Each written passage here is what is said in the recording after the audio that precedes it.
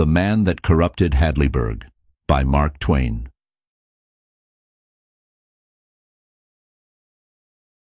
Chapter 1. The Perfect Town. Hadleyburg was a small town. The people who lived there were proud. They believed they were the most honest people in the world. Parents always told their children, never lie, never cheat, and never steal. These words were repeated so many times that even little children knew them by heart. The people of Hadleyburg thought they were special. They believed their honesty made them better than everyone else. Other towns didn't agree. People from outside laughed at Hadleyburg. They said, "Those people are too proud. They think they are perfect." One day, a stranger came to Hadleyburg. Nobody knew his name. He stayed for only a short time. While he was there, something happened.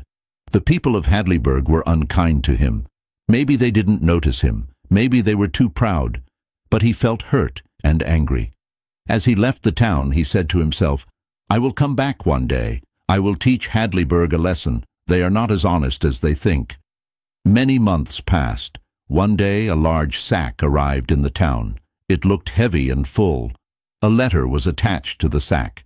People gathered to read the letter. It said, "This sack holds $40,000 in gold coins. I want to give this money to a man in." But the truth was, no one remembered helping a poor stranger with those exact words. No one knew who had said them. The town leaders didn't know what to do. But soon, something strange happened. Hadleyburg. "A few months ago I passed through your town. I was poor and hungry. A kind man helped me. He gave me $20 and some advice. He wrote these words on a paper, 'You are far from being a bad man. Go and reform.' Those words changed my life. I am now a rich man. I want to thank the person who helped me. I don't remember his name, but he will remember those words." The town was surprised. Who was the kind man? Who would get the sack of gold? The people became excited. Everyone wanted to know who the hero was. They wanted to see him get his reward. The letter explained what to do. The man who gave the advice should write a letter to the town leaders. He must write the exact words he gave to the stranger. If the words matched, the gold would be his. People started guessing. "It must be Mr. Wilson," someone said. "No, maybe it was Mr. Bilson," said another. "I think I remember those words." But the truth was, no one remembered helping a poor stranger with those exact words. No one knew who had said them. The town leaders didn't know what to do. But soon, something strange happened. At night, some people sat down and wrote letters. They copied the words, "You are far from being a bad man. Go and reform." They added, "I gave these words to a poor man months ago." They signed the letters and sent them to the town leaders. They hoped to get the gold. But none of them had told the truth. Hadleyburg had always said, "We are the most honest town." But now its most respected people were lying. Chapter 2. The contest begins. The town leaders of Hadleyburg met to read the letters. There were 19 letters in total. Each one said almost the same thing. "I met a poor man and gave him $20. I also gave him these words, 'You are far from being a bad man. Go and reform.'" The leaders were shocked. 19 people had written the same thing. How was that possible? They all claimed to be the honest helper from before. But the stranger said only one person helped him. The people in town became excited. Everyone talked about the letters. Everyone wanted to know who would win the sack of gold. Some people thought, "Maybe my husband will win." Others whispered, "I hope it's me." But deep in their hearts, they all felt nervous. They knew they had lied. A few days later, the leaders held a big public meeting. The whole town came to the hall. People stood close together. Children sat on the floor. Everyone was waiting. Mr. Burgess, the chair of the meeting, opened the sack. He pulled out a paper with the test remark. He read it loudly. "You are far from being a bad man. Go and reform." People looked at each other. They waited to see whose letter matched. Mr. Burgess then opened the first letter. It was from Mr. Bilson. He read the words out loud. They matched perfectly. People clapped and shouted. "Bilson is the honest man. "Give him the gold." But just before giving the sack, Mr. Burgess said, "Wait, there is another letter from Mr. Wilson." He opened it and read it. It had the same words. Now the people were confused. Two men gave the exact same words. How could that be? One of them must be lying. Mr. Burgess looked worried. He said, "There may be more letters with the same words." Then he read all the other letters. One by one, the people heard the same sentence again and again. The crowd became silent. Then someone laughed. Another person shouted, "They all said the same thing." Everyone began to laugh louder. It was a strange, nervous laugh. The town that was once proud of its honesty was now full of liars. The stranger's plan was working. One voice in the back said, "Maybe the test was a trick." Another shouted, "Who is the stranger? He is the real problem." But no one really believed that. Deep down, they knew the truth. They had all tried to cheat. The gold had tempted them. Mr. Burgess then said, "Let me read the final note from the stranger." He opened the paper and read, "There was no helper. I was never given $20.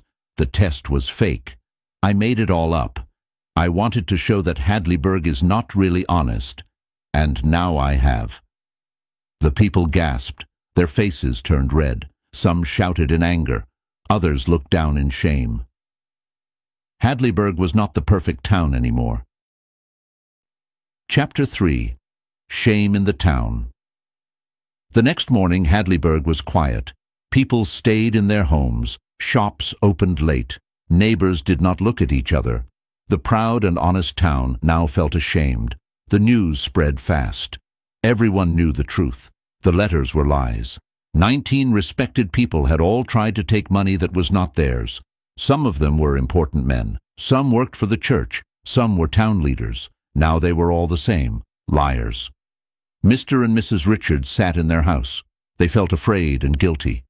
Mr. Richards was one of the people who had written a fake letter. But something was different. He never sent his letter. "I was going to send it," Mr. Richards said. "But I couldn't do it.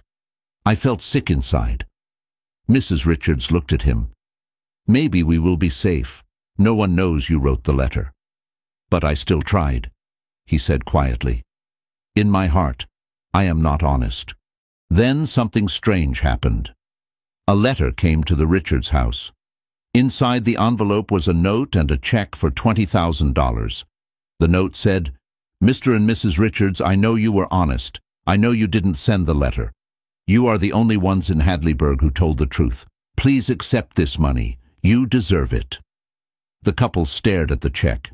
Their hands shook. "We didn't tell the truth," Mr. Richards said. "I almost sent the letter." "But you didn't," said his wife. "Maybe that means something." Still, they were not happy. The money made them feel worse. They felt dirty inside. Later that day, people in the town heard the news. "The Richards got the money," they said. Some were happy. At least someone honest wins. Others were angry. Why them? They are not better than us. Soon reporters came to town. They wanted to hear the full story. They asked questions. They took photos. Hadleyburg was now famous, but not for its honesty. It was famous for shame. People in other towns laughed. They said, "So much for perfect Hadleyburg." The name became a joke. At night, Mr. Richards sat alone. He thought about everything that happened. He whispered, "What is honesty? Is it never doing wrong? Or is it being afraid to do wrong?" He didn't know the answer.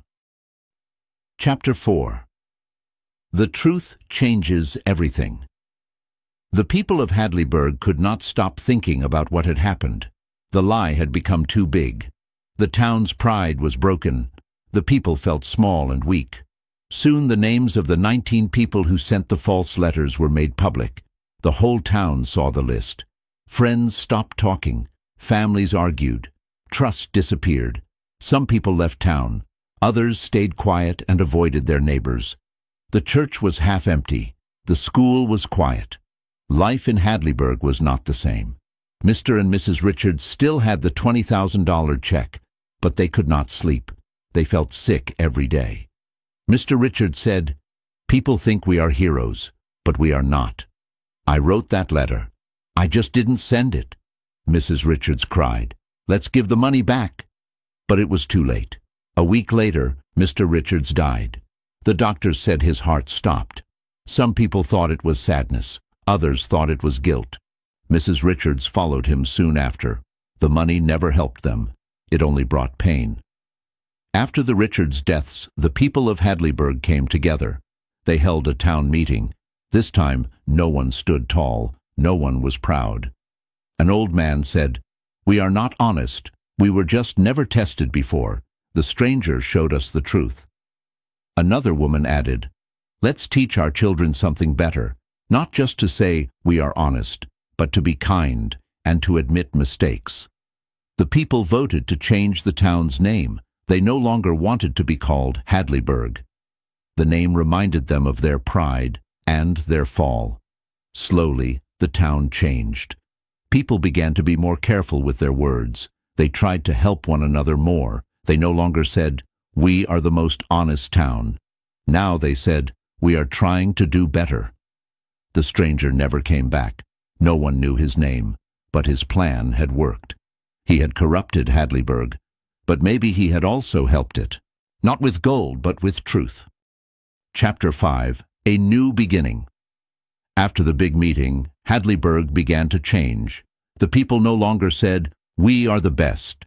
They stopped telling their children that they lived in the most honest town.